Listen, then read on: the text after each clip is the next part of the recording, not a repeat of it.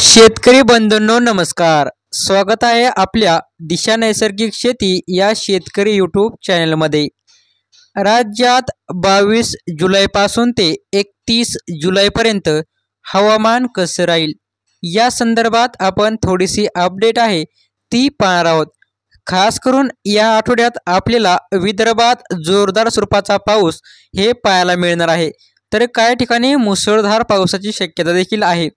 यानंतर नाशिक, जळगाव, छत्रपती संभाजीनगर, जालना, बीड या ठिकाणी देखील बहुतांश पट्ट्यांमध्ये हलका मध्यम तेच काही ठिकाणी जोरदार पावसाची शक्यता ही पाहायला मिळणार आहे.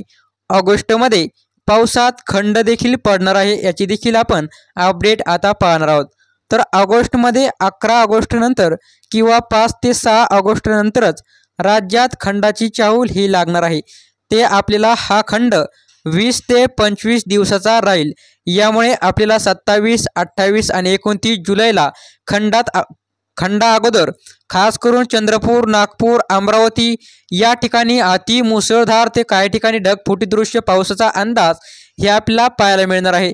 वैजापूर, मालेगाव, नाशिक, छत्रपती संभाजीनगरचा काही भाग, इगतपुरी या ठिकाणी अति मुसळधार पाऊस पाहायला मिळणार आहे. आणि त्यानंतर आपल्याला खंड हे सुरू होणार आहे. त्यानंतर 6 ते 7 ऑगस्टपासून खंडाचा प्रभाव तो आपल्या महाराष्ट्रावर दाखवणार आहे. तर कोणत्या जिल्ह्यात खंड राहील त्याची देखील आपण डिटेल अपडेट पुढच्या व्हिडिओमध्ये पाहणार आहोत. त्यामुळे इथेच थांबूया. धन्यवाद.